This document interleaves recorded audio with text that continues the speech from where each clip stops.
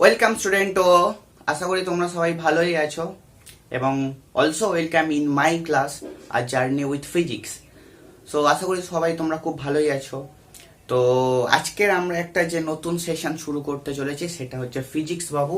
আগামী জুন মাসের 2021-এর এইচএস পরীক্ষাকে টার্গেট করে এই সিরিজটা চালু করা হয়েছে, যেখানটায় তোমরা হচ্ছে কে কমপ্লিট সলিউশন পাবে। ছায়া প্রকাশনী বইয়ের যে মডেল টেস্ট পেপার বেরিয়েছে তার 1 থেকে যে 17 পেজ নম্বর আছে মডেল সেট কোশ্চেন, তার অ্যাটলিস্ট 15 খানা পেজ আমরা সলভ করব। তো এখন যে সেশনটা চালু হয়েছে, এখন যে সেশনটা চালু আগামী কিছুদিন ধরে চলবে, আমরা হচ্ছে কি ক্যাচ 18 মার্কস এই টার্গেট নিয়ে চলবো। সেই জন্য দেখো থাম্বনেলও সেরকম দেওয়া আছে, 18 মার্কস হচ্ছে পাক্কা। আমরা 18 মার্কসের মধ্যে পাক্কা কি কি করব না, এই 18 মার্কসের মধ্যে আমরা 14 খানা এমসিকিউ করব আর 4 খানা এসএকিউ থাকে, যেটা অর্থাৎ পার্ট বি টা কমপ্লিট করব।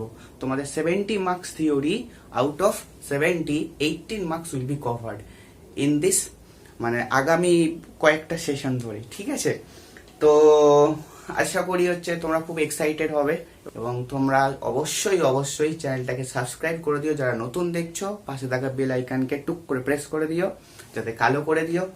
আর কালো জগতের আলো, সেই জন্য হচ্ছে সবসময় তোমার ফোনে নোটিফিকেশন যাবে যখনই কোনো ভিডিও আপলোড হবে। নিশ্চয়ই আমাদের যে সিরিজটা চালু হয়েছে সেটা হলো ফিজিক্স বাবু ইপিএল, যেটার ফুল ফর্ম হলো ইংলিশ প্রিমিয়ার লিগ নয়, নিশ্চয়ই সেটা হলো আমাদের এক্সাম প্রিমিয়ার লিগ। তো এইখানে আমরা 18 মার্কস কভার করব। তো আজকের থেকেই সেট 1 চালু হচ্ছে এবং আগামী কিছুদিনের মধ্যে আমরা অ্যাটলিস্ট 15 খানা মার্কস সেট করব এবং প্রতিটা সেটে এবং প্রতিটা সেশনে আমরা 18 মার্কস করে কভার করব। ঠিক আছে, অর্থাৎ 18 ইন্টু 15, দ্যাট ইজ অফ 270 নাম্বারের মতো আমরা হচ্ছে গিয়ে মার্কস বা প্রশ্ন করব। তারপরে আমরা 2 নাম্বারের যে 5টা আসে, 3 নাম্বারের যে 9 খানা প্রশ্ন আসে, 5 নাম্বারে যে 3টে প্রশ্ন আসে, সেইগুলোতে পরবর্তীকালে আস্তে আস্তে করে গুটি পাই যাবে। ওকে, তো এখন যেটা কাজ হচ্ছে আমাদের এমসিকিউ কে টার্গেট করা। তোমরা খুব এমসিকিউ তে খুব সাহসী, তাই এমসিকিউ দিয়ে শুরু। ওকে, কারণ এমসিকিউ তে সবাই খুব ভয় পাও। তো যাই হোক, এমসিকিউ সেশন দিয়ে শুরু হবে। তো এই যে আমার কাছে বইটা আছে, তোমাদের দেখিয়ে দিই, ছায়া। ওকে, তো ছায়া হচ্ছে কি অ্যাটলিস্ট 15 খানা আমরা করবো। তো আজকে সেশনটা শুরু করা যাক। তো আজকে সেশনে আমরা হচ্ছে কি প্রশ্ন লিখে দেবো, তার 4টে অপশনও থাকবে, তোমাদেরকে শুধু গেস করতে হবে কোনটা অ্যান্সার হতে পারে। এবং যখনই করবে তখন বই খাতা নিয়ে বসবে নিশ্চয়ই, এবং প্রশ্ন সমেত উত্তরগুলো আস্তে আস্তে করে করবে। প্রশ্নটা এর সঙ্গে সঙ্গেও লিখে নেওয়ার চেষ্টা করবে এবং আমি তো প্রশ্ন লিখেই দিচ্ছি। ঠিক আছে, তো আজকের ফার্স্ট প্রশ্ন সেট 1, এবং আমি তোমাদের পেজ নাম্বারও বলে দিচ্ছি। Page number Chhaya model set যে টেস্ট পেপার বেরিয়েছে তার হচ্ছে কি D16 পেজ হচ্ছে কি D16, I think page D16, part B, section 1, 18 মার্কের যে প্রশ্নগুলো আছে, 18 নাম্বারে। ওকে, তো first of all MCQ series চালু হচ্ছে।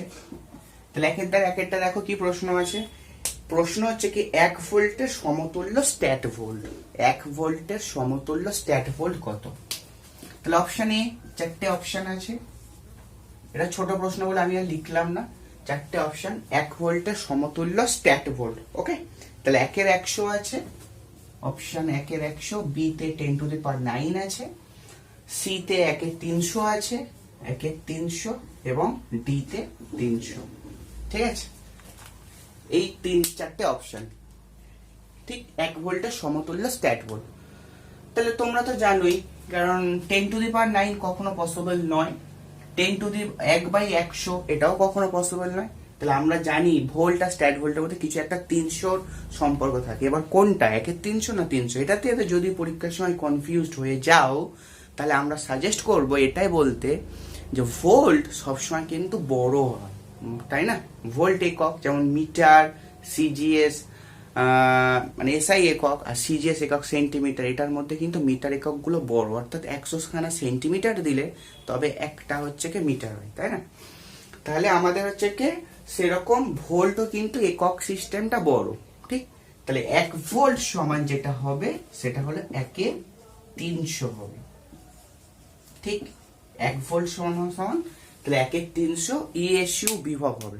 ওকে, তাহলে 1 ভোল্ট সমান 1/300 ইএসইউ ভোল্ট বা ইএসইউ বিভব। ঠিকঠাক। এই ক্ষেত্রে কিন্তু কেসটা একটু উল্টে গেছে, তাই না? কারণ 1 ইএসইউ সমান দেখো 300 খানা ভোল্ট, 300 ভোল্ট হলে তারপর 1 ইএসইউ হবে। তাহলে এই ক্ষেত্রে মনে রাখবে যে ওই ক্ষেত্রে আমাদের মিটার সিজিএস বা মিটার সেন্টিমিটার যখন এককগুলো কনভার্ট করার সময় মিটারে আমরা হচ্ছে কি জানি বড় হয় একক সিস্টেম, কিন্তু এখানটার ক্ষেত্রে দেখো ভোল্ট সিস্টেমটা ছোট হয়েছে। অর্থাৎ 1 ভোল্ট পেতে গেলে 1 ইএসইউকে 300 দ্বারা ভাগ করতে হবে। এই ক্ষেত্রে একটু রিভার্স, এইভাবে মাথায় রাখতে পারো। আর যারা ক্যালকুলেশন চাইছো তাদের জন্য ক্যালকুলেশনটাও দেখিয়ে দিতে পারি। ক্যালকুলেশন কি করে করতে হয় নিশ্চয়ই তোমরা জানো, যে আমরা জানি 1 ভোল্ট সমান সমান 1 জুল বাই 1 কুলম্ব হয়। 1 ভোল্ট সমান 1 জুল বাই কুলম্ব হয়। তার মানে আমরা সেই ডব্লিউ সমান ভি কিউ রিলেশন আমরা জানি, অর্থাৎ কার্য সমান সমান বিভব ইন্টু আধান, এই ফর্মুলা অনুযায়ী জানি। তাহলে 1 ভোল্ট সমান 1 জুল বাই 1 কুলম্ব হওয়া উচিত। ঠিকঠাক। তাহলে 1 জুল মানে কত হয় তোমরা জানো, 10⁷ আর্গ হয়, 10⁷ আর্গ। আর 1 কুলম্ব মানে কত হয়, 3 ইন্টু 10⁹9। তাহলে এইখান থেকে দেখতেই পাচ্ছ এটা 7 এটা 9, তাহলে নিচে একটা 100 আসছে আর 3 থাকছে বলে 300। তাহলে 1 ভোল্ট সমান 1/300 ইএসইউ ভোল্ট বা ইএসইউ বিভব। ঠিক, গট ইট?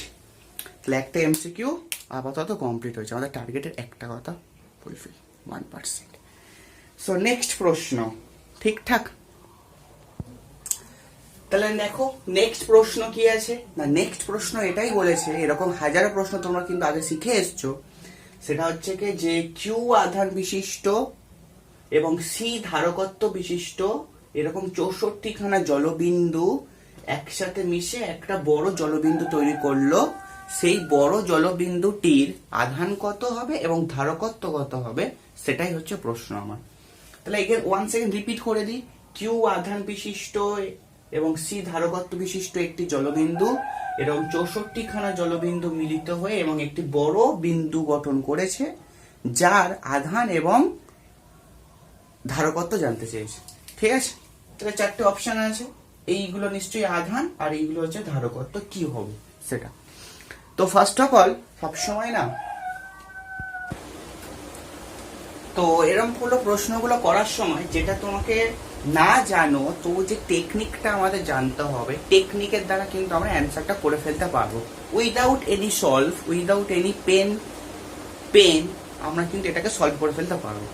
কি করে করতে পারবো দেখে নাও। যে দেখো আমরা জানি আধানের কনজারভেশন ল আছে, যদি আধান কালেকশন হয় অর্থাৎ আধান একত্র জমি মানে একসাথে গ্যাদার্ড হয়, একসঙ্গে জমা হয় কোথাও, তাহলে আধানের কি হয়, সংখ্যায় মানে মাল্টিপ্লিকেশন হয়, অর্থাৎ হচ্ছে কি সরল গুণিতকের মাল্টিপ্লিকেশন হয়, এটা হয় তো, অর্থাৎ আধানের এডিশন হয়। তার মানে কি হয়, একটা 4Q আধান আর একটা যদি 2Q আধান যদি পরস্পরকে জুড়ে দাও তাহলে টোটাল আধানটা কিন্তু আমাদের 6Q হবে। ঠিক, এখানটায় প্রত্যেকটা আধান কিউ করে এরকম 64 খানা বিন্দু যদি জরুরি একত্রীভূত হয় তাহলে টোটাল আধানটা কি হবে, কিউ কিউ কিউ করে এরকম 64 খানা হবে, that is of 64 Q total আধান হবে। তাহলে আমি option A B C D থেকে বলে দিতেই পারি আমাদের বি অপশন ক্যান্সেল এবং ডি অপশন ক্যান্সেল, বিকজ এখানে আধান দেখো 16 কিউ করা আছে, এখানে আধান দেখো 16 কিউ করা আছে, কিন্তু আধানটা কত হবে, 64 কিউ হবে। তাহলে আধানটা 64 কিউ হবে, এটুকু আমি বুঝে গেলাম। ঠিকঠাক। এবার ধারকত্ব দেখো যেটা বলেছে, এটা সি আর এটা হলো আমাদের এ আর সি এর মধ্যে হতে পারে, এ আর সি এর মধ্যে। তাহলে এখানে ধারকত্ব সি, এখানে ধারকত্ব হচ্ছে 4C। তাহলে যখন একটা আধানের ধারকত্ব সি থাকে, তাহলে সে যখন একত্রীভূত হবে হয়ে একটা বিগ আধান দিল, তাহলে তার ধারকত্ব কি সি থাকবে, সি থাকা উচিত নয় কখনো।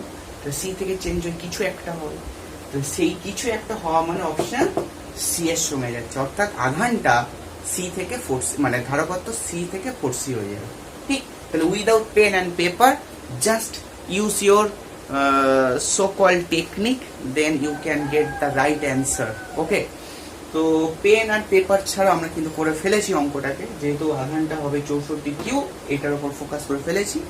আর ধারকত্ব কখনো সি থেকে সি থাকতে পারে না, সি থেকে চেঞ্জ হবে। ঠিক, তাহলে অপশন এ আর সি এর মধ্যে সি সি আছে কিনা সেটা কখনো সম্ভব না, তাহলে অপশন সি তে একমাত্রই 4C অপশন আছে, সেটা সম্ভব। এবার তোমরা তাহলে দেখিয়ে দিই কি করে হচ্ছে ধারকত্ব 4C হচ্ছে, ঠিক আছে? ঠিকঠাক ক্লিয়ার কথাটা? সো আই হোপ এই পর্যন্ত ক্লিয়ার। এবার আমরা প্রসেসটা দেখাই কি করে প্রসেসটা করব। এবার তোমাদের তো এমসিকিউ করার জন্য একটুখানি স্পেস থাকবে, তোমরা সেটা সলভ মানে দেখাতে পারো, নাও দেখাতে পারো, কোনো কোনো এমসিকিউতে না দেখালেও চলে যায়, কিন্তু কিছু কিছু এমসিকিউ তোমাদের করতে হবে। তাহলে তার আগেও টেকনিক একটু শিখে রাখা দরকার। তাহলে আমরা যেটা করব, তাহলে দেখো এখান থেকে 64 খানা থেকে মিলে একটা হয়েছে, এইটার যদি ব্যাসার্ধ ক্যাপিটাল আর ধরো, আর এখানকার ছোট যে জলবিন্দুগুলো তাদের ব্যাসার্ধ যদি স্মল আর ধরো, তাহলে কি জানি আমরা, যখন এরকম মিলে তৈরি হয় তখন হচ্ছে তাদের টোটাল ভলিউমটা সমান থাকে, তাই তো? টোটাল ভলিউম কি করে সমান হবে? এখানে 4/3 পাই ক্যাপিটাল আর কিউ, এই যে বিগ আধান তার ভলিউম হচ্ছে 4/3 পাই আর কিউ, সমান সমান 64 খানা জলবিন্দুর টোটাল আধান, তাহলে 4/3 পাই অফ স্মল আর কিউ। এখন 4/3 পাই কেটে গেল, আর সমান সমান পেয়ে গেলে তোমরা 4 অফ স্মল আর, আর সমান পেয়ে গেলে 4 অফ স্মল আর।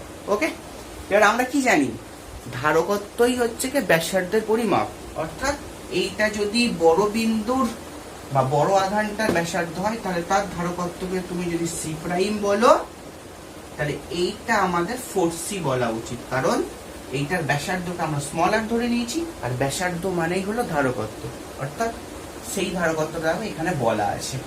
তাহলে এটা হলো আমাদের সি, অর্থাৎ ছোট বিন্দুর ব্যাসার্ধ এটা, তারপরে ছোট বিন্দুর ধারকত্ব সি হওয়া উচিত, ঠিক? তাহলে সি প্রাইম সমান 4C। ওকে, তাহলে এইভাবে 4C এসছে, তাহলে আমাদের অপশন সি হলো রাইট, এটা হলো অ্যান্সার। ওকে, ক্লিয়ার? চলো পরবর্তী প্রশ্ন। সো দেখো নেক্সট প্রশ্ন হচ্ছে, দেখো কিউ আধানকে কেন্দ্র করে একবার কিউ আধানকে ঘুরিয়ে আনতে, কোথা থেকে? শ্বশুরবাড়ি থেকে, না সরি, আর ব্যাসার্ধের বৃত্তপথে কার্য কত হবে? তার মানে ধরো কিউ আধান এখানটায় বসে আছে, স্মল কিউ, সেটা একটা আর ব্যাসার্ধের কেন্দ্রে বসে আছে, ভেবে নাও এটা হলো আমাদের আর ব্যাসার্ধ। এবার এখানটায় একটা ক্যাপিটাল কিউ আধান বসে আছে, তাকে একবার ঘুরিয়ে আনতে কার্য কত হবে?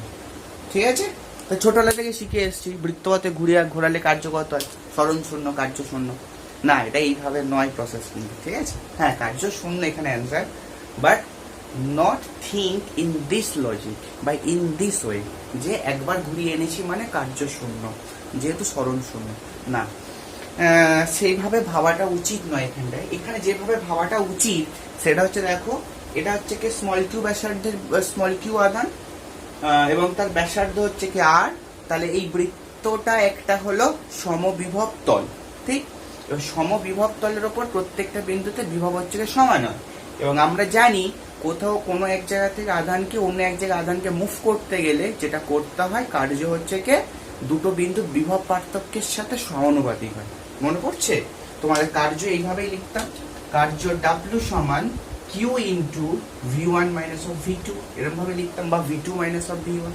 তাহলে কার্য হচ্ছে কি দুটো প্রান্তের বা দুটো বিন্দুর মধ্যে বিভবের পার্থক্য ইন্টু আধান, যে আধানকে মুভ করানো হচ্ছে। এখানে নট নেসেসারি কিউ আধানকে তো মুভ করানো হয়েছে, তাহলে কিউ কে রেখেছি। তাহলে যদি এটা সমবিভব তল হয়, তাহলে প্রতিটা বিন্দুতে বিভব সমান, তাহলে v1 এর যা ভ্যালু v2 এর ভ্যালু তাই, তাহলে দুটো বিন্দুর বিভবের কোনো পার্থক্য নেই, তার মানে কার্যটা শূন্য। Think in this way. Okay, তাহলে কার্য কত হলো? না, কার্য হলো আমাদের এখান থেকে বিগ জিরো। কত হবে? Big zero. তাহলে অপশন ডি রাইট। ওকে, অপশন ডি রাইট। তাহলে বৃত্তপথে আধানকে ঘুরিয়ে আনতে কার্য হচ্ছে জিরো। ওকে, চলো নেক্সট কোশ্চেন। চলো, তো এন সংখ্যক একই প্রকারের রোধক যাদের মান হচ্ছে কি আর, এন খানা রোধ নেওয়া হয়েছে যাদের প্রতিটার মান হচ্ছে আর, এবং শ্রেণী এবং সমান্তরাল সমবায় যুক্ত করলে তুল্য রোধ হয় একবার এক্স একবার ওয়াই, তবে নিম্নের মধ্যে কোনটা সম্পর্ক হবে? ঠিক আছে, তাহলে আমরা কি করে শুরু করবো দেখে নাও। আমরা শুরু করবো হচ্ছে কি যখন শ্রেণীতে যুক্ত করছি। দেখো, যদি আমরা শ্রেণীতে যুক্ত করি, শ্রেণীতে যদি যুক্ত করি তাহলে এরকম এন খানা রোধ, তাহলে একটা, দুটো, তিনটে, ডট ডট করে এন সংখ্যক যাচ্ছে। প্রতিটার মান কত? আর করে, ঠিক আছে, প্রতিটার মান হচ্ছে আর। তাহলে শ্রেণীতে যুক্ত করলে তুল্য রোধ হয় এক্স বলেছে, তাহলে এক্স সমান তুমি কি লিখতে পারবে না, এক্স সমান লিখতে পারবে আর প্লাস আর প্লাস আর এরকম করে এন সংখ্যক, দ্যাট ইজ অফ এন আর, ঠিক আছে। এবার যখন তুমি এটাকে ডট ডট করে এক বলতে পারো, যখন সমান্তরালে যুক্ত করা হবে, সমান্তরালে, ঠিক, যখন সমান্তরালে যুক্ত করা হচ্ছে তখন কি হচ্ছে দেখো, তখন তাহলে আর আর আর এরকম করে করে এন খানা আছে, তাই তো, প্রতিটার মান আর আর করে। এখানে তুল্যরোধ কত বলে দিয়েছে, এখানে তুল্যরোধ বলে দিয়েছে দেখো ওয়াই, তাহলে আমরা কি লিখতে পারবো, এখানে এন খানা আছে, এন খানা, তাহলে আমরা কি লিখতে পারবো, 1/y সমান 1/r plus 1/r plus of 1/r dot dot করে কত দূর যাবে, এন দূর যাবে, এন খানা হবে। তাহলে আমরা খুব সিম্পল এখান থেকে লিখতে পারছি দেখো 1/y সমান n/r, তাই তো। তাহলে এন খানা আছে, কি আছে, 1/r, এন খানা আছে, তাহলে n ইন্টু 1/r, তাহলে y এর ভ্যালু কত হলো, y এর ভ্যালু হলো r/n, y এর ভ্যালু হলো r/n। এবার তুমি এটাকে 2 নম্বর বলতে পারো, 2 নম্বর বলতে পারো। এবার তুমি 1 আর 2 কে মাল্টিপ্লাই করে দাও, এখানটা দেখো 1 আর 2 কে মাল্টিপ্লাই করে দাও, x আর y কে মাল্টিপ্লাই করে দাও, তাহলে x y কে মাল্টিপ্লাই করে দাও, তাহলে x এর ভ্যালু ছিল nr, এখানটার থেকে এটার ভ্যালু পেয়েছি r/n, সো n কেটে গেল, ডান দিক পেলাম r², বাঁ দিক পেয়েছি xy, তাহলে উল্টে গেলে r সমান √xy, so this is your answer. তাহলে কোনটা হবে অ্যান্সার, অপশন এ, এটা হবে তোমাদের answer, r equals to √xy, ঠিকঠাক। চলো নেক্সট কোশ্চেন, খুব সহজ, অ্যাজ ইজি অ্যাজ ওয়াটার। ওকে, চলো দেখো, বলেছে আর রোধের একটি সুষম তার বাকি আর ব্যাসার্ধের বৃত্ত করা হলো, বৃত্তটি যে কোনো ব্যাসের দুই প্রান্তের মধ্যে রোধ জানতে চেয়েছে, যে কোনো ব্যাসের দুই প্রান্তের মধ্যে তুল্য রোধ। তাহলে তুমি ভাবতে পারো এইভাবে আছে, একটা আর মানে আর রোধের একটা তার, যাকে ফর্ম দেওয়া হয়েছে এইভাবে, যার হচ্ছে কি ব্যাসার্ধকে স্মল আর বলে দেওয়া হয়েছে। এবারে যে কোনো দুই প্রান্তের ব্যাসের মধ্যে রোধ জানতে চেয়েছে। তাহলে একটা জিনিস খুব ভালো করে ভেবে নাও, এইটার রোধ যদি ক্যাপিটাল আর হয়ে থাকে, তাহলে যখন বৃত্তটা করা হলো তখন তার রোধও ক্যাপিটাল আরই থাকবে, তাহলে এই পুরো তারটার রোধ ক্যাপিটাল আর থাকবে। এবারে দেখো ব্যাস কি করে, ব্যাস হচ্ছে বৃত্তকে দুটো ইকুয়াল অর্ধে ভাগ করে। তাহলে এইভাবে যদি তুমি ব্যাসটা নাও, তাহলে এটা একটা ইকুয়াল অর্ধ, এটা একটা ইকুয়াল অর্ধ। তুমি যদি এইভাবে ব্যাসটা নাও, তাহলে উপরেরটা একটা ইকুয়াল অর্ধ, নিচেরটাও একটা ইকুয়াল অর্ধ, ঠিকঠাক। এবার যদি ইকুয়াল অর্ধ হয়, তাহলে তুমি কি ভাবতে পারো, এটা সুষম তার বলেছে, তাহলে প্রতিটা অংশের রোধ সমান। তাহলে এই মাঝখান থেকে তুমি যদি ভাবো, এই টোটাল রোধটা হচ্ছে কি আর, তাহলে এই মাঝখান থেকে যদি ভাবো, এইটা হলো রোধ হলো r/2, এই রোধটা হলো r/2, ঠিকঠাক। এবার তুমি আরো একটু যদি ডিপলি ভাবো, তাহলে এই r/2টা মানে এই অংশের লেন্থ, সেটা হচ্ছে বৃত্তের একটা অর্ধবৃত্তের পরিধি গঠন করেছে, আর এই তলার অর্ধবৃত্তটা বা এই অর্ধ পরিধিটা সেটা কিন্তু এইটুকু অংশের লেন্থ দ্বারা হয়েছে, কারণ পুরো টোটাল তারটা পুরো ফুল বৃত্ত দিয়েছে। তার মানে তুমি ভাবতে পারো অর্ধেক অংশটা সেটা হলো এইটুকু দিয়েছে, আর এই অর্ধেক অংশটা সেটা হলো এইটুকু দিয়েছে, গট ইট। তাহলে যদি এইটা অর্ধেক অংশ হয় বা অর্ধেক লেন্থ হয়, তাহলে সেই অর্ধেক লেন্থের রোধ কত, r/2। তাহলে এইটা অর্ধেক অংশ যদি হয় বা অর্ধেক লেন্থ হয়, তার রোধ কত, r/2। তাহলে আমরা এইরকম ভাবতে পারি, এটা তুল্য পিকচার, এখানে একটা r/2 আছে, এখানে একটা ও r/2 আছে, যার এটা a এটা b, এটা হলো r/2, এটা হলো r/2। তাহলে এরকম সমান্তরাল সমবায়ে তুল্য রোধের মান আমার জানতে চেয়েছে। ওকে, ঠিকঠাক। তাহলে এবারে তোমরা তুল্য রোধের ফর্মুলা তো জানোই, সেটা আমরা বলতে চাইছি না।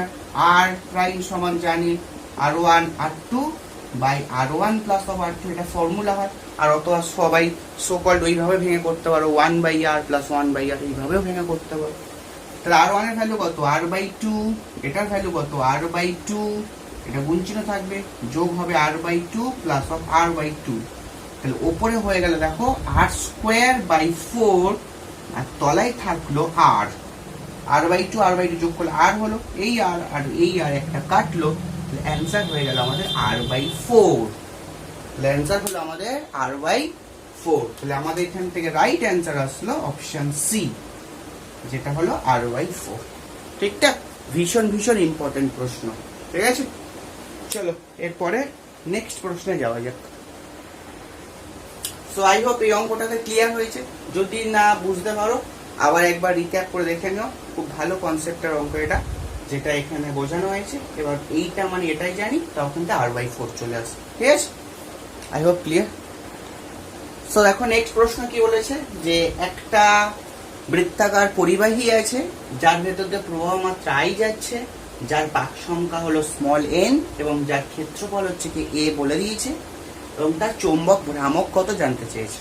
তাহলে আমরা খুব সিম্পল, এটা আমরা কি জানি, চৌম্বক ভ্রামক Pm সমান কি হয়, কারেন্ট ইনটু এরিয়া হয়, তাই না? ক্ষেত্রফল হয়, তাই তো?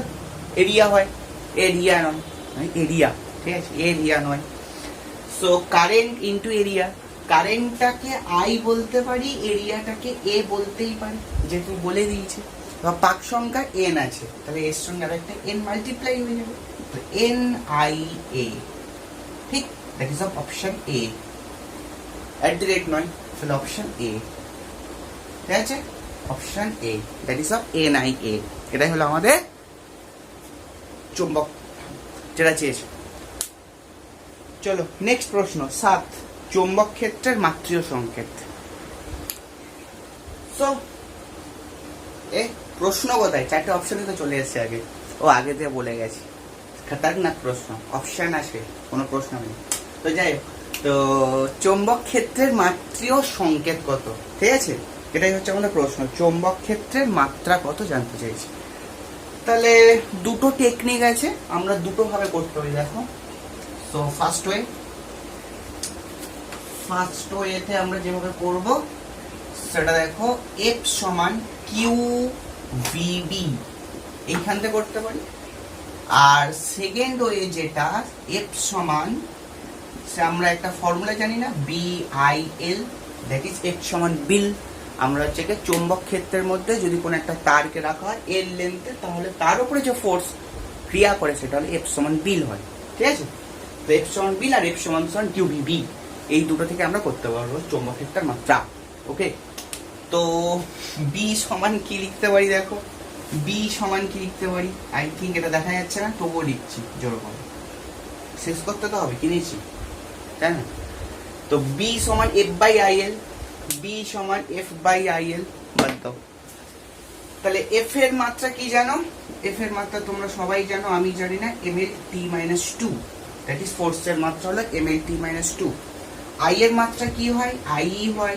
L এর মাত্রা, দ্যাট ইজ অফ লেন্থের মাত্রা L হয়। তাহলে L cancel, that is mt-2 I-1, that is mt-2 I-1। কোথায় পেয়েছো? mt-2 I-1, that is option B. ঠিক আছে, এখান থেকে দেখে নাও কি আসছে। B সমান F/QV, B সমান F/QV। F এর মাত্রা কি হয়? F এর মাত্রা mlt-2 হয়। Q মানে কি হয়? আধান মানে কি হয়? IT হয়। তাহলে IT, V মানে কত? ভেলোসিটি কত হয়? LT inverse. তো কত হলো দেখো, যেটা হলো এখান থেকে দেখো, L ক্যান্সেল, তাহলে M क्या हुआ,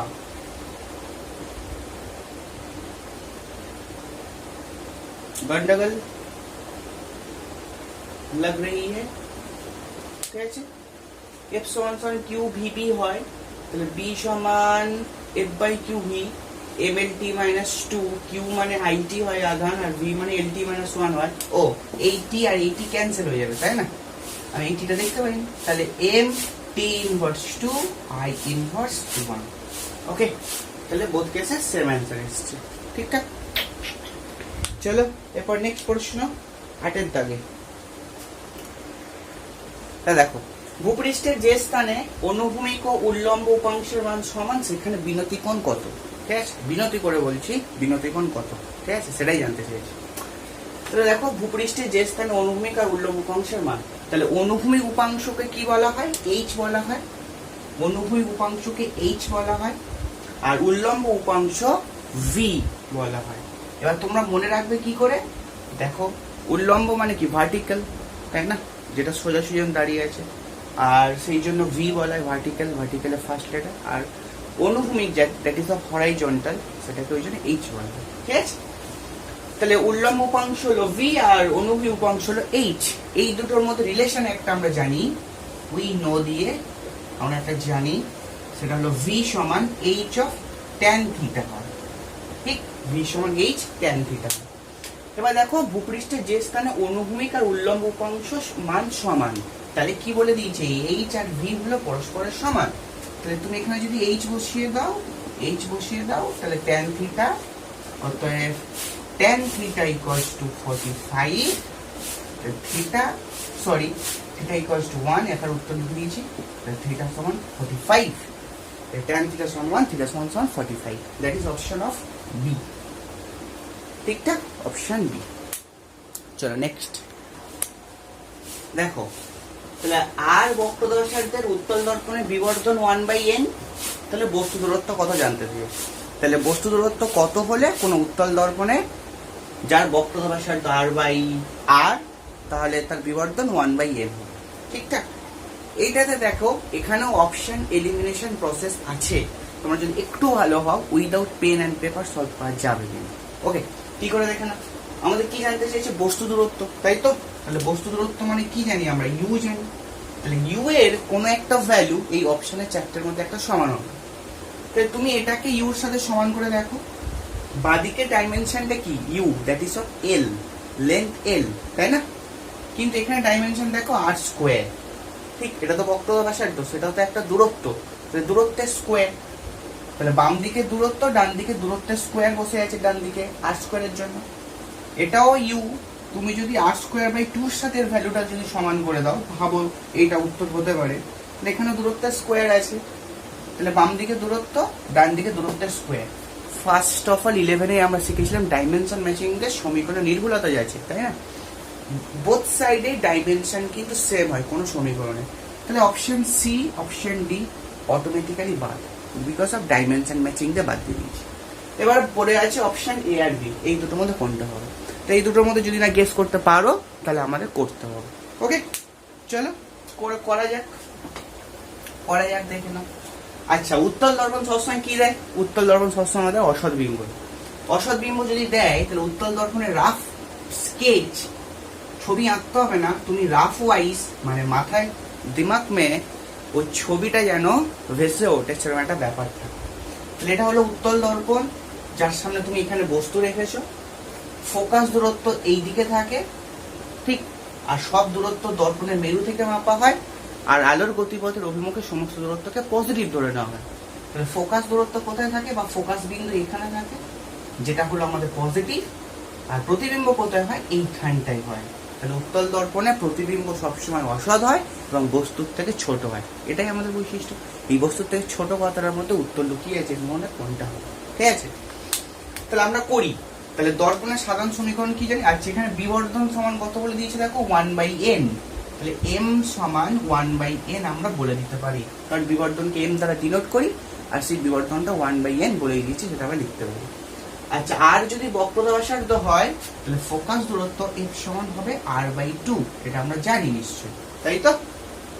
এবার উত্তল দর্পণের তুমি সাধারণ সমীকরণ লাগাও, মানে দর্পণের সাধারণ সমীকরণ, তাহলে 1/v + 1/u সমান 1/n, বাট ফর উত্তল দর্পণ তোমরা এখানে লিখবে, কিন্তু উত্তল দর্পণের ক্ষেত্রে প্রতিবিম্ব দেখো কোন দিকে আছে, এদিকে, যেটা হলো আলোর গতিপথের দিকে, তাই তো? তাহলে উত্তল দর্পণে প্রতিবিম্ব দূরত্ব পজিটিভ, বস্তু দূরত্ব দেখো, তাহলে এই দিকে আসতে হবে, বিকজ মেরু থেকে মাপটা, সেটা হলো আলোর গতিপথে, আলো এদিকে গেছে, গতিপথের উল্টো দিকে, তাহলে ইউ নেগেটিভ আর ফোকাস দূরত্বটা পজিটিভ।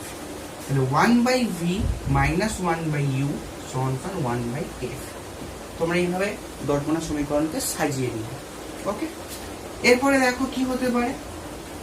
এরপরে যেটা হতে পারে, আমাদের কি জানতে চেয়েছে, বস্তু দূরত্ব ইউ, তাহলে তুমি ইউ দ্বারা গুণ করে দাও দুটো পক্ষে, u/v, এটাকে u/u দ্বারা u/f।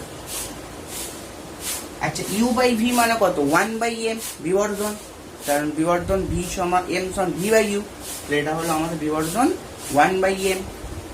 1/m সমান কত হবে, তাহলে n হওয়া উচিত। u কত হলো, এটা হলো, বিকজ u/u 1 u।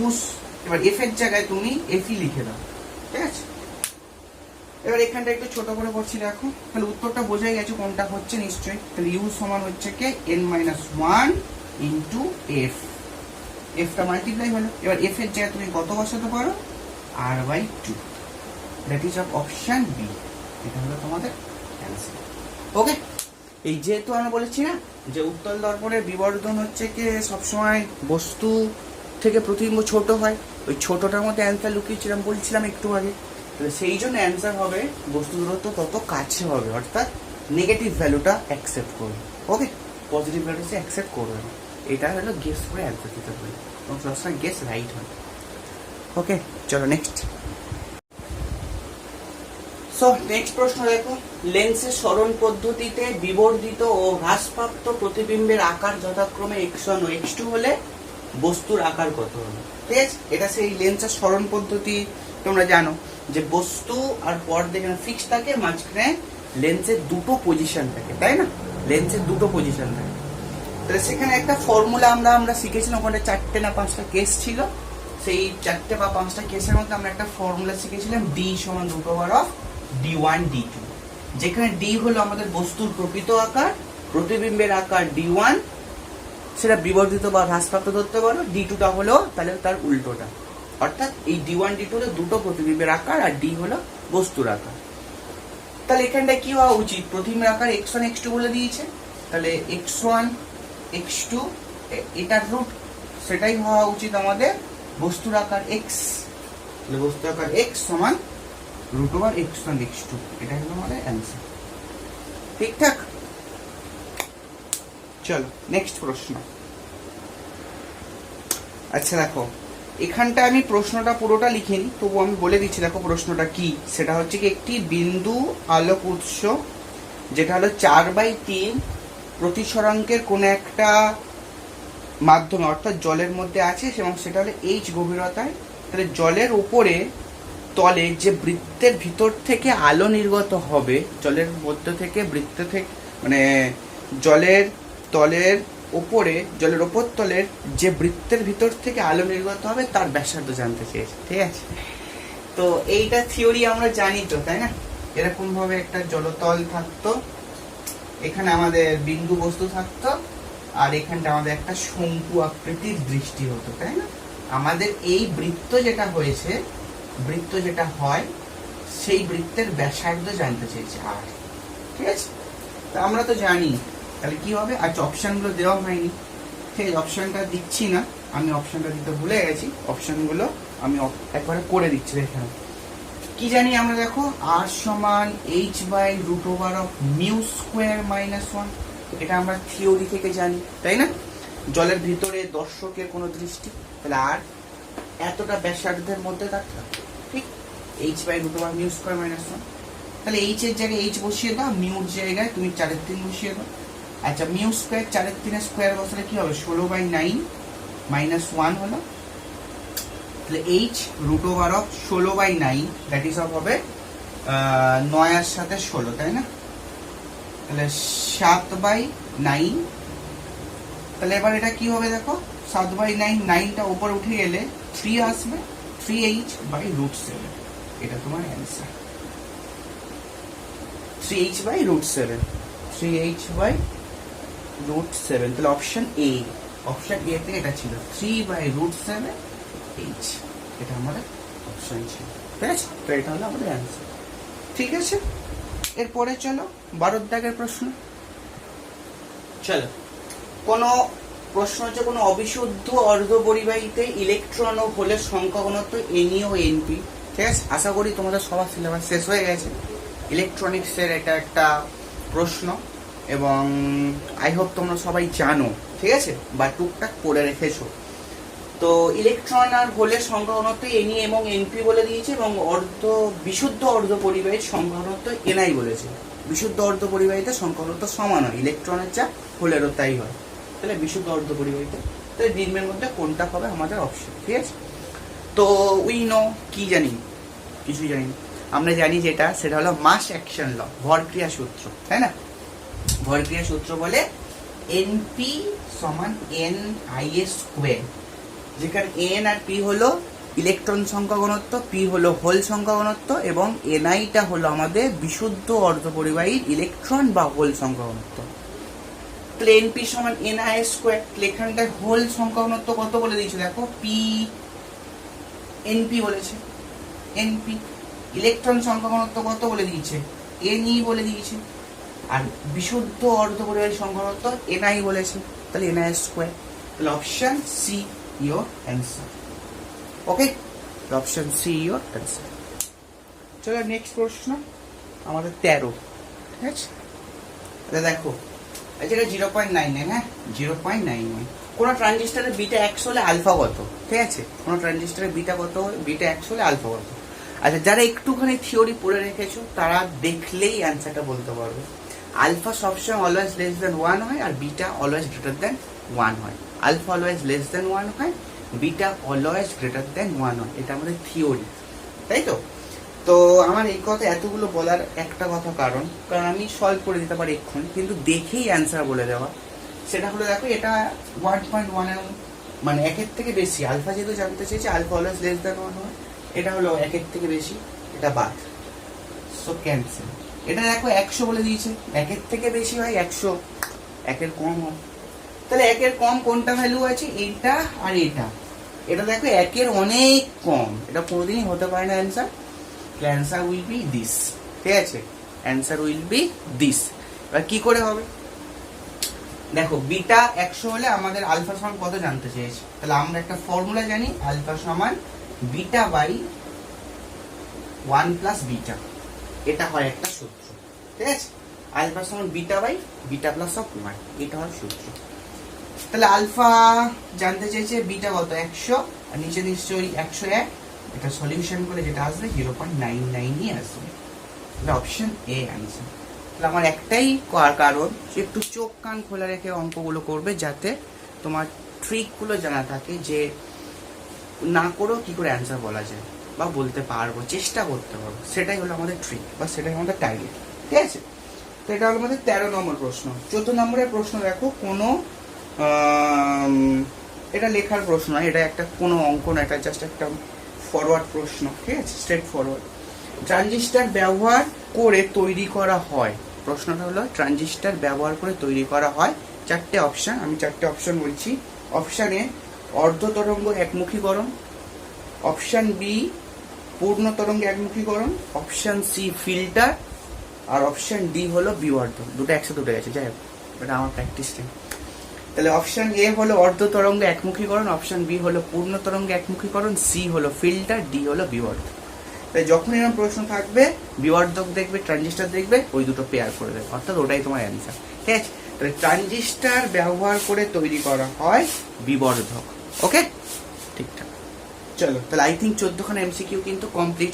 এবার 4টে এসএকিউ বাকি আছে। ঠিক আছে, 4টে এসএকিউর মধ্যে দেখো, ফার্স্ট প্রশ্ন দিয়েছে 2-1, জুল পার কুলম একক বিশিষ্ট ভৌত রাশিটির নাম কি? জুল পার কুলম একক, জুল পার কুলম ভৌত রাশি বিশিষ্ট, একক বিশিষ্ট ভৌত রাশিটির নাম কি? তাহলে joule per coulomb, joule per coulomb, তাই তো? কম্বল নয়, জুল পার কুলম। এটা আমাদের 2 দাগের 1 প্রশ্ন, ঠিক আছে? এটা হলো সেকশন 2 গ্রুপ এ 2 দাগের 1, লিখে দিই সেকশন 2 গ্রুপ এ 2 দাগের 1। তাহলে এক্ষুনি শিখছিলাম না W সমান V ইন্টু কিউ। W কি হয়? কার্য, কার্যের একক হয় joule, that is of J. বিভব কি হয়? ভোল্ট। আর কিউ হয় আধান, আধান মানে কি? কুলম। তাহলে জুল পার কুলম সমান কি হলো? ভোল্ট পেলাম। তাহলে ভৌত রাশিটার নাম বলতে হয়েছে, এককের নাম কিন্তু বলতে বলিনি। এই জায়গাটা তোমরা খেয়াল করো। কেউ যদি এখানটা লিখে দেয় জুল পার কুলম সমান ভোল্ট, দ্যাট মিনস তার অ্যান্সার হলো বিগ জিরো। 10 টাকা পিসের রসগোল্লা। ভৌত রাশির নাম বলতে বলেছে, তার একক নাম বলতে পারেনি। তাহলে ভৌত রাশিটা কি হবে? বলবে বিভব বা বিভব প্রভেদ বলবে, ঠিক আছে? তড়িৎ বিভব বলতে পারো, তড়িৎ বিভব বলবে, বিভব প্রভেদ, ঠিক আছে? রাশিটার নাম বলতে বলেছে কিন্তু একক বলতে বলেনি, ঠিকঠাক? তাহলে এটা ভোল্ট তোমরা লিখবে না কখনো। তাহলে রাশিটা কি? মানে ভোল্টের একক, সেটা কোন ভৌত রাশি একক? ভোল্ট। তাহলে সেই রাশিটা হলো আমাদের বলতে বলেছে। তাহলে রাশিটা হলো আমাদের বিভব বা বিভব প্রভেদ বা তড়িৎ বিভব বা তড়িৎ বিভব প্রভেদ, এরকম কথাটা লিখবে, তড়িৎ বিভব, ঠিক আছে? তো দেখো পরের অপশন আছে, যেটা হলো মানে এইটারই অথবা প্রশ্ন, 1 ফ্যারাড সমান কত স্ট্যাট ফ্যারাড? 1 ফ্যারাড সমান কত স্ট্যাট ফ্যারাড? যাদের মুখস্থ আছে তারা তো মুখস্থ লিখে দেবে, 9 × 10⁹ হয়। আর যারা করবে তারা করতেই পারো 1 ফ্যারাড সমান কত স্ট্যাট ফ্যারাড। তাহলে এটা হলো অর, 2 এর 1 এর অর। তাহলে 1 ফ্যারাড মানে কত জানি? 1 ফ্যারাড মানে আমরা জানি, দেখো ধারকত্বের একক ফ্যারাড, সেটা Q/V হয়, তাই না? C সমান Q/V হয়। তাহলে ধারকত্ব সমান আধান বাই ভোল্টেজ হয়, ঠিক? তাহলে 1 ফ্যারাড সমান 1 কুলম বাই 1 ভোল্ট লেখা যায়। 1 কুলম মানে জানি 3 × 10⁹, ঠিক আছে? 1 কুলম বাই সমান 3 × 10⁹। আর 1 ভোল্ট মানে আজকের এমসিকিউর ফার্স্ট প্রশ্ন ছিল 1 ভোল্ট আর স্ট্যাট ভোল্টের মধ্যে সম্পর্ক। তাহলে 1 এর 300, ঠিক? তাহলে এটা উপরে উঠে গেল, দেখো 3 × 300 × 10⁹। তাহলে 3 গুণ করলে 9 হলো, আর এই দুটো শুনে এর সঙ্গে পাঠিয়ে দাও 10⁻11। তাহলে 1 ফ্যারাড সমান এত স্ট্যাট ফ্যারাড। 9 × 10⁻11, আমিও ইনকেস ভুল করেছি, 9 × 10⁹ নয়, 9 × 10⁻11, ওকে? ঠিক, চলো এরপরের প্রশ্ন মুছে দিই এটা, আই থিঙ্ক পজ করে টুকে না। চলো এবার 2 এর দাগের প্রশ্ন বলেছে, কোন স্থির আধান কি চৌম্বক ক্ষেত্র সৃষ্টি করতে পারে? 2 এর দাগের প্রশ্ন। 2 এর দাগের 2, কোন স্থির আধান কি চৌম্বক ক্ষেত্র সৃষ্টি করতে পারে? তোমরা বলবে না, কোন স্থির আধান চৌম্বক ক্ষেত্র সৃষ্টি করতে পারে না। তাহলে স্থির আধান কি করতে পারে? না, স্থির আধান তড়িৎ ক্ষেত্র সৃষ্টি করতে পারে। ওকে, কেন একটু এক্সাম্পল দিয়ে দিই বা এক্সপ্লেনেশন করে দিই, এক্সপ্লেন করে দিই। আমাদের তড়িৎ চুম্বকত্ব চ্যাপ্টারে যখনই কোনো ম্যাগনেটিক ফিল্ডের রাশিমালা বার করেছিল, দেখবে সবসময় তার সঙ্গে কিন্তু একটা আই যুক্ত ছিল, তাই না? বা ল্যাপ্লাস বলে, অ্যাম্পিয়ারের চক্রসূত্র বলে, ওরস্টেড বলেছিল যে কোনো কারেন্ট যদি কোনো তারের ভেতর দিয়ে পাস করে তাহলে হচ্ছে কিন্তু চুম্বক ক্ষেত্র তার আশেপাশের অঞ্চলে কিন্তু সৃষ্টি হয়, তাই তো? তাহলে যদি কারেন্ট উৎপন্ন হয়, তাহলে কারেন্ট কি স্থির আধান দ্বারা উৎপন্ন হয়? স্থির আধান দ্বারা উৎপন্ন হয় না। কারেন্টের মানে কারেন্ট উৎপন্ন হতে গেলে আধানের ফ্লো হতে হবে ওয়্যারের মধ্য দিয়ে, ওয়্যারের মধ্য দিয়ে আধানের ফ্লো হতে হবে, তবেই কারেন্ট হবে, তবেই সেখান থেকে ম্যাগনেটিক ফিল্ড হবে। তাহলে স্থির আধান কখনো ম্যাগনেটিক ফিল্ড তৈরি করতে পারে না। This is your answer. তাহলে স্থির আধান কি করতে পারে? স্থির আধান তড়িৎ ক্ষেত্র সৃষ্টি করতে পারে। ওকে, এবারে বলেছে দেখো 2 এর দাগে 2 হলো এটা। 2 এর দাগে 2 এর অর কি বলেছে দেখো, অর বলেছে যে বিনতি কোণের মান মেরুতে কত হবে আর নিরক্ষরেখায় কত হবে, লিখে নাও। তাহলে নিরক্ষরেখায় লেখো, নিরক্ষরেখায়, যার অক্ষর জ্ঞান নেই সেটা হলো নিরক্ষরেখা। নিরক্ষরেখায় বিনতি সমান 0 ডিগ্রি, আর মেরুতে, বিনতি এখানে অ্যাঙ্গেল লেখা উচিত ছিল, তাই না? সমান 90 ডিগ্রি। এখানে একটা অ্যাঙ্গেল বলেই দিচ্ছি, আর কি লেখা দরকার। নিরক্ষরেখায় বিনতি কোণ 0 আর মেরুতে নিরক্ষরেখায় মেরুতে 90 ডিগ্রি। ঠিক আছে, চলো অপশন 3, এই প্রশ্ন 3, আই হোপ ক্লিয়ার, মুছে দিচ্ছি। প্রশ্ন 3,